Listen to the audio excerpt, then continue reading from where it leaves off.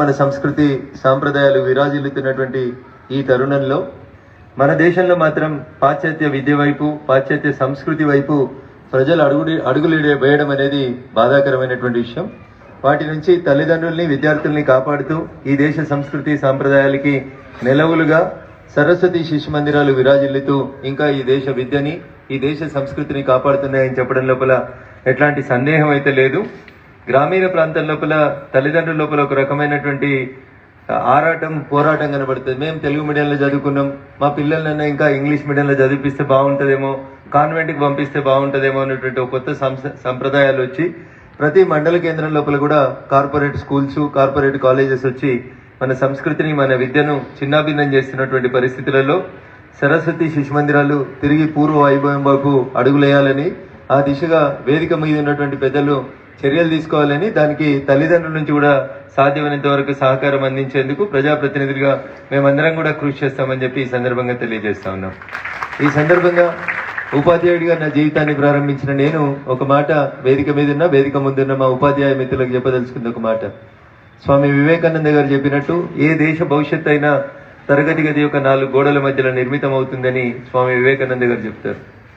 The destiny of a nation is decided in the 4 walls of classroom.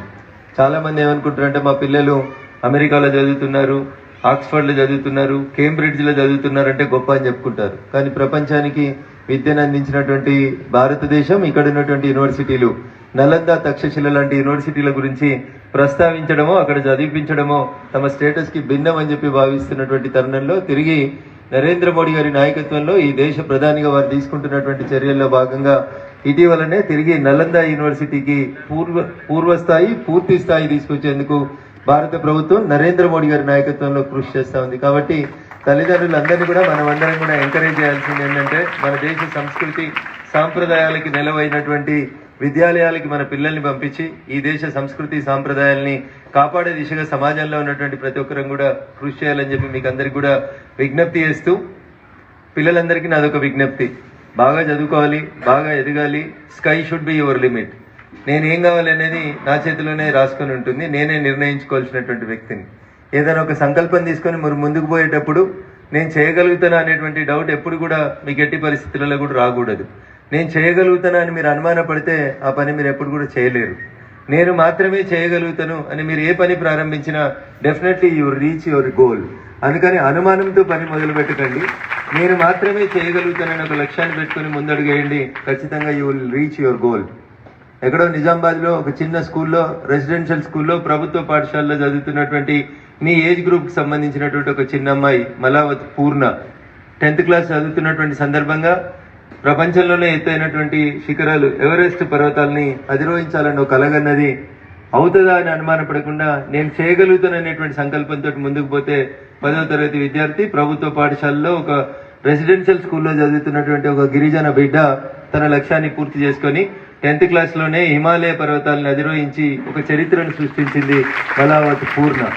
So మీలో కూడా అనేక మంది మలావత్ పూర్ణలు, నిఖిత్ జరీన్ లాంటి గొప్ప గొప్ప రంగాల లోపల రాణించడానికి అవకాశం ఉన్నటువంటి విద్యార్థులు ఉన్నారు. నా రిక్వెస్ట్ తల్లిదండ్రులతో కూడా, 10వ తరగతి అయిపోయిందా, ఏ గ్రేడ్ వచ్చిందా, బాగా బట్టి కొట్టించినామా, ఎంసెట్ రాపించినామా అని కాకుండా విద్యార్థులకి ఏ రంగంలో ఇంట్రెస్ట్ ఉంటే దయచేసి విద్యార్థుల్ని ఆ రంగాల లోపల ఎంకరేజ్ చేసినట్టయితే డెఫినెట్గా వాళ్ళు కోరుకున్నటువంటి లక్ష్యాల వైపు వాళ్ళు అడిగేయడానికి వారికి ఒక అవకాశాన్ని కల్పించిన వాళ్ళం అవుతాం.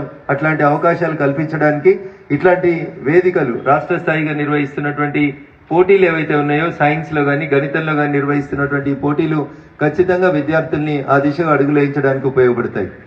విద్యార్థుల్లో ఉన్నటువంటి ప్రతిభను వెలికి తీసి జిల్లా స్థాయిలో, రాష్ట్ర స్థాయిలో, ఆ తర్వాత దేశ స్థాయిలో జరిగేటువంటి కాంపిటీషన్స్ లోపల వాళ్ళు సక్సెస్ అయ్యే రీతి లోపల ముందుకు తీసుకెళ్లాల్సినటువంటి బాధ్యత కూడా ఉపాధ్యాయ మిత్రులందరి మీద ఉంటుందని చెప్పి తెలియజేస్తూ, మరొకసారి నేను ఈ దేశ సంస్కృతి సాంప్రదాయాలకు నెలవుగా సరస్వతి శిశు మందిరాలను కానీ కాపాడాల్సినటువంటి బాధ్యత మనందరి మీద ఉంది.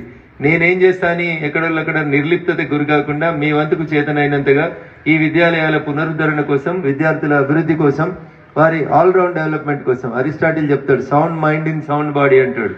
అట్లా ఒక విద్యార్థికి కావాల్సినటువంటి అనేక రకాలైనటువంటి డెవలప్మెంట్ ఆస్పెక్ట్స్ లోపల విద్యార్థిని ముందుకు నడిపించడానికి మనకున్నటువంటి అవకాశాలన్నింటినీ కూడా మనం సద్వినియోగం చేసుకుంటూ ఈ దేశ భవిష్యత్ అంతా భావి భారత పౌరులైనటువంటి చిన్నారుల మీద ఉంటుంది కాబట్టి దయచేసి వాళ్ళకి మంచిగా చదువుకోవడానికి మనం అవకాశం ఇస్తూ వారికి నచ్చిన రంగంలో వారికి ఎంచుకున్నటువంటి మార్గంలో వారు ముందుకు ప్రొసీడ్ అవ్వడానికి అవకాశం పరిమితం కాకుండా ఇట్లాంటి మంచి గ్రౌండ్ విశాలమైనటువంటి ప్రశాంతమైనటువంటి వాతావరణం లోపల ఉన్నప్పుడే విద్యార్థుల ఆల్రౌండ్ డెవలప్మెంట్ పాసిబుల్ అవుతుంది కాబట్టి బిహెచ్ఎల్ లాంటి గొప్ప కంపెనీ పరిసర ప్రాంతాల లోపల మనకి ఇంత మంచి అవకాశం దొరికినందుకు ఈ ప్రాంత తల్లిదండ్రులకి విద్యార్థులందరూ కూడా నేను మరొకసారి శుభాకాంక్షలు అభినందనలు తెలియజేస్తూ ఇట్లాంటి పోటీలు విద్యార్థులలో సృజనాత్మకత శక్తిని పెంపొందింపజేసి వారి లక్ష్యాన్ని చేరుకోవడానికి ఉపయోగపడతాయని చెప్పి ఆశిస్తూ అవకాశం ఇచ్చినటువంటి వేదిక మీద ఉన్న పెద్దలకి వేదిక ముందున్నటువంటి చిన్నారులందరికీ మరొకసారి శుభాకాంక్షలు అభినందనలు తెలియజేస్తూ ఈ పోటీలలో గెలిచిన వారికి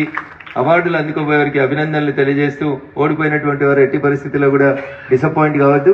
failures are the pillars of success. నేటి అపజయాలను రేపటి విజయాలకి సోపానాలుగా మలుచుకొని మీరు ఎదగాలని భగవంతుడు మీకు ఆ శక్తిని ఇవ్వాలని ఆ సరస్వతి మాత ఆశీస్సులతో మీరు కోరుకున్న లక్ష్యాన్ని మీరు చేరుకోవాలని మనస్ఫూర్తిగా వేడుకుంటూ సెలవు తీసుకుంటున్నాను. జై హింద్, జై భారత్.